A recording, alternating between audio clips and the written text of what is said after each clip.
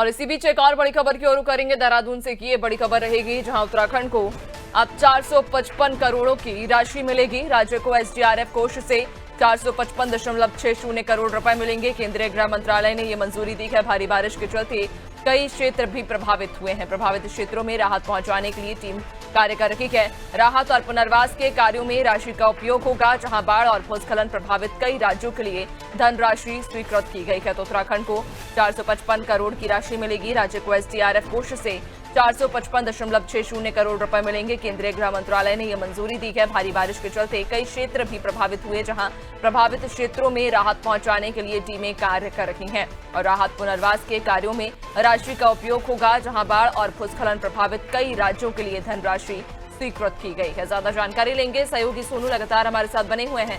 सोनू, उत्तराखंड को 455 करोड़ की राशि मिलने जा रही है। देखिए नैन्सी, उत्तराखंड आपदा के लिहाज से और भूकंप के लिहाज से संवेदनशील जो जोन है उसमें आता है। भूकंप के लिहाज से अगर आप देखेंगे तो जोन 4 और 5 में उत्तराखंड आता है। तो ऐसे में जब वर्षा काल शुरू होता है, मानसून सीजन के दौरान कई क्षेत्रों में आसमान से आफत की बारिश लोगों को प्रभावित करती है। सरकारी संपत्ति और निजी संपत्ति का नुकसान होता है।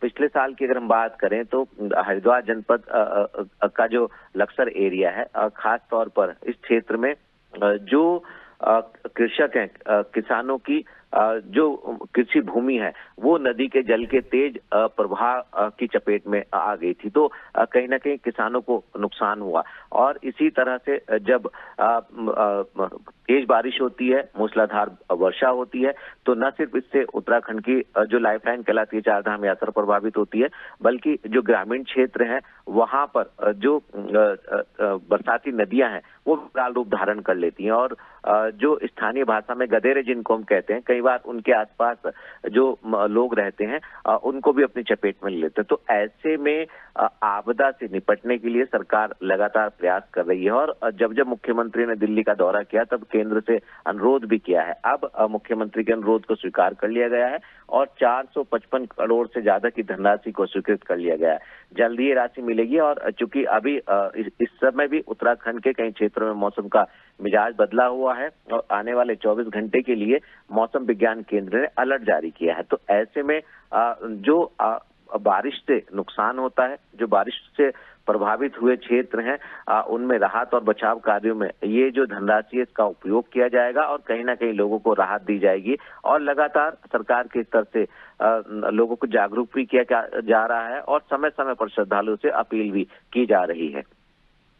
बिल्कुल, यानी कि अब उत्तराखंड को 455 करोड़ की ये राशि मिलेगी, जहां इसके बाद अब कहीं ना कहीं विकास भी संभव है और भारी बारिश के चलते जो क्षेत्र प्रभावित हुए हैं उनमें राहत पहुंचाने के लिए भी टीमें काम कर रही हैं। बहुत शुक्रिया आपका जानकारी साझा करने के लिए। तो बताते चलें, उत्तराखंड को 455 करोड़ की राशि मिलने जा रही है। राज्य को एसडीआरएफ कोष से ये राशि मिलेगी।